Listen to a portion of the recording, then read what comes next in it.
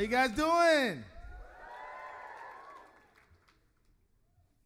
You know, a really smart man once said, each generation must discover its mission and fulfill it or betray it.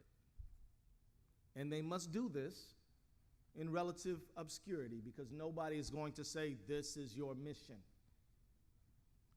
The world you live in, the circumstances that you're facing will determine that, but make no mistake about it, every generation has a mission, and you absolutely have one. You all are here today, so it's real clear that you're about mission. But you represent a whole generation of young people who you have to mobilize to get on the same mission because the destiny of this whole country determines and depends on it. What I'm talking about today is income inequality. It is the issue of your time, and you absolutely must do something about it. Now I'm gonna tell you, your parents, they care, they know about it. They're feeling the pinch. Many of them tied up in mortgages and got to keep working, and they know what's wrong, but they can't do about it what you can do about it because you've got that freedom that it goes along with you. And I want to commend you for rebranding from Campus Progress to Generation Progress, because there's a whole lot of people in your age group who are not on campus. And they are dealing with income inequality as they are struggling to survive on $7.25 an hour. Something we can do something about. But you guys are fired up and you're ready to go. I'm so excited. This room is packed out, is it not? I mean, here's the reality. There are 900 of you guys registered to be here at this conference. Generation Progress is making progress. It's getting people involved. 33 different organizations represented here today. They had to bring in 100 chairs just to fit all y'all in here. Now that's a good problem. You got groups in here from labor, you got advocacy groups, you got civil rights groups, you got, for example, the human rights campaigns here. You guys got the League of Young Voters here. You guys got all kind of folks from all kind of places, and you guys got everybody that you need. Now, let me just say this about income inequality. I was talking to a good friend of mine who's an excellent environmental advocate, and he's telling me, Keith, this earth is warming up, man. The crisis of our time is climate change. And I said, you're right. But what's the biggest barrier to doing something about climate change? It's the money that big oil and big coal and big natural gas stuff into the pockets of politicians and lobbyists to stop us from getting anywhere. So the real issue becomes the corrosive effect of money in politics. Well, where'd they get all this money? Well, they got all this money because they decided if we make the investments and spread money around to politicians and lobby these people, then we can get the tax cuts and the tax breaks and the loopholes that we need. We get that money, use that money, that return on investment, plunk it back into politics, and even get more stuff that we want. So you want to know why 77% of all Americans believe we need to raise the minimum wage, and yet we can't get a vote on it in the Republican majority House. Even the majority of Republicans want us to raise the minimum wage. You want to know why? We can't do anything on climate, although Americans all over this country know it's a serious problem and getting worse. You want to know why? We can't get a simple background check for gun ownership when 90-some% of Americans say, yeah, we should do that.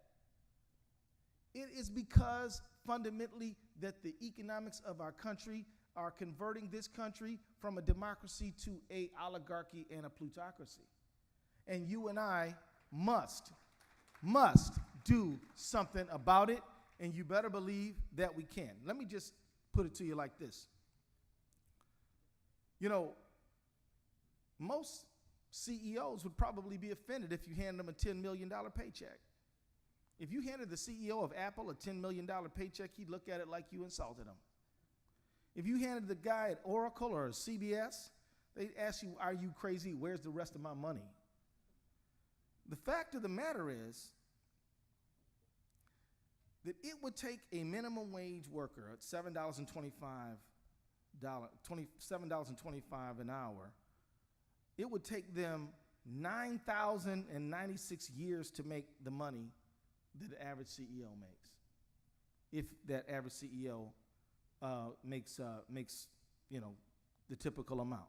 A person making $39,000 a year, which is the national average, would have to work 3,400 years to make the kind of money that some of these CEOs make.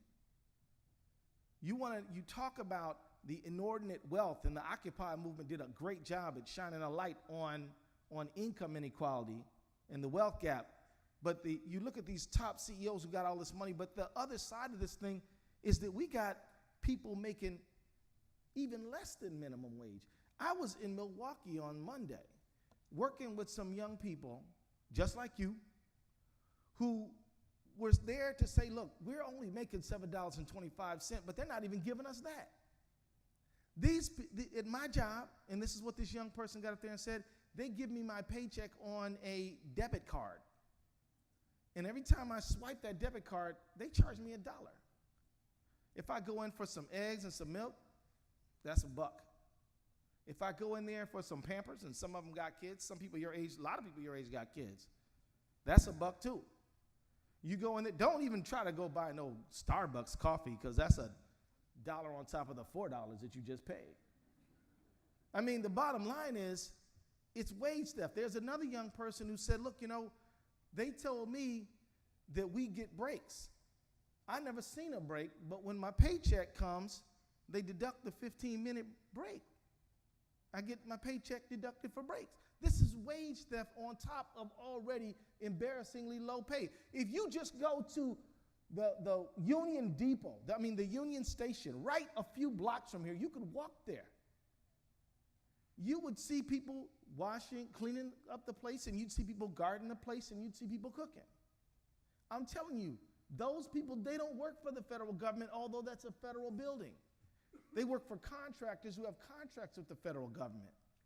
And those workers, minimum wage workers, don't get any benefits, don't get any time off. I met a guy named Lionel, and his arm was all pockmarked and messed up looking. I asked him, Lionel, what's going on? He said, well, I got a splatter when the grease fell. I got an $800 bill, medical bill, and they told me to be back at work the next day or I was going to be fired. This is going on in the nation's capital as me and you and tourists from all over this country are walking around the Reagan Building, Union Station, and all these places. And let me tell you, our president could sign an executive order saying that all workers who get paid through federal contracts get a livable wage. And I hope you remind him of that.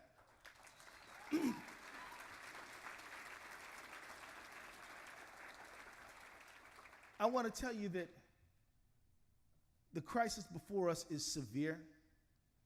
It's not just low-wage workers, it's also healthcare. I have a person working in my office. She's 21 years old. She was diagnosed with a very serious illness when she was about 12. Her illness is so bad she needs to be in near medical attention all the time. She's had several brain surgeries and has a shunt. You would never know this if you met her. She seems not just ordinary, but actually extraordinary young person. She would tell you, and she appeared next to me when I was on Al Sharpton's show one time, and she upstaged me. I still haven't forgiven her for that.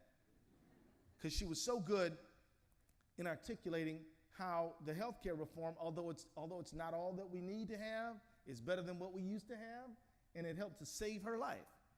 And without getting rid of these lifetime caps and these annual caps on healthcare expenditure, she wouldn't be able to afford the care that she needs. It may not be with us at this very moment. I met her when she was working on my campaign, knocking on doors, helping to defeat that ugly anti-marriage amendment thing we beat in Minnesota last November. And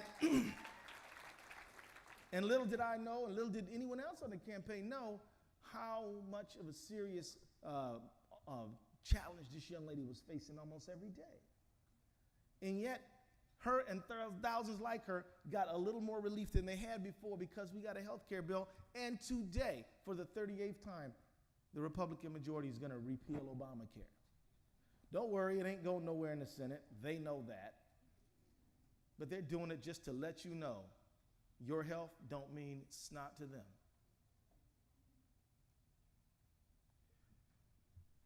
I'm telling you that we live in a country where the profit center has taken precedence over human need.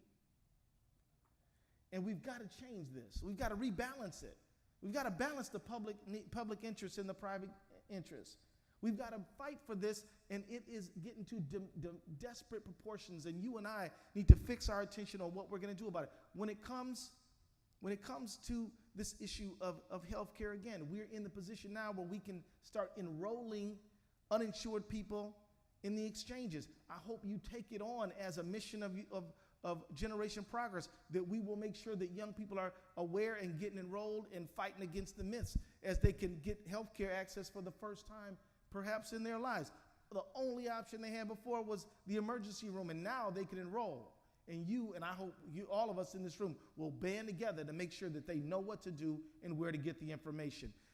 They pray every day that this health care reform fails because they know that the money that these CEOs and these big insurance companies glean from your, not health, but your illness, is keeping them in power. And so they don't want it to succeed, which is why they try to repeal it 38 times, probably going for 40.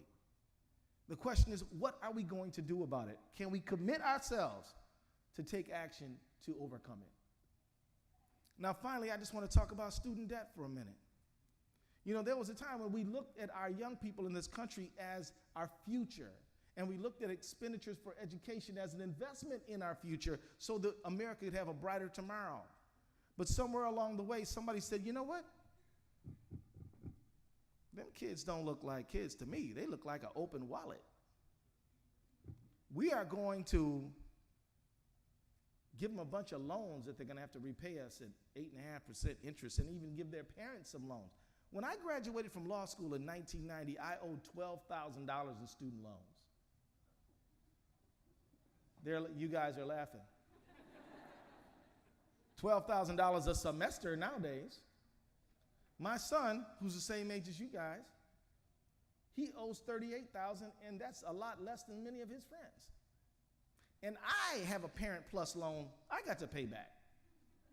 So as I'm trying to save for retirement, I'm forking it over to who knows. The federal government made about $50 million on you guys through this student loan program. But this student loan issue with Stafford loans, the program not fixed. We let the deadline to fix the Stafford loan interest rate from doubling go by, and we haven't fixed it even yet. That's a smaller part of a larger problem. The larger problem is we have not viewed education as a social justice investment that can help this country meet the challenges of today and tomorrow.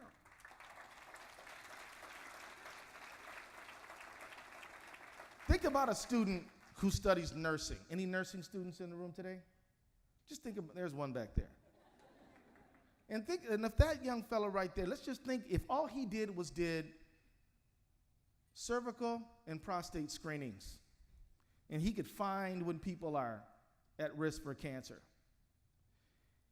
Think about the minutes of life he would be tacking on to people's lives.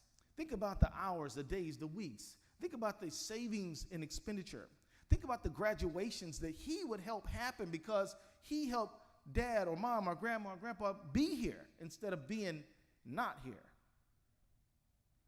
If you compared the moments of life and living that nursing student is going to bring to people who they are able to touch, and you compare it to giving them some money to have a cheaper education, there ain't no comparison. States all over this country have a declining investment in higher ed. My own state had 37 referendum for K-12 education. Let me just say this, you guys. Every generation has a mission. You can either fulfill it or you can betray it.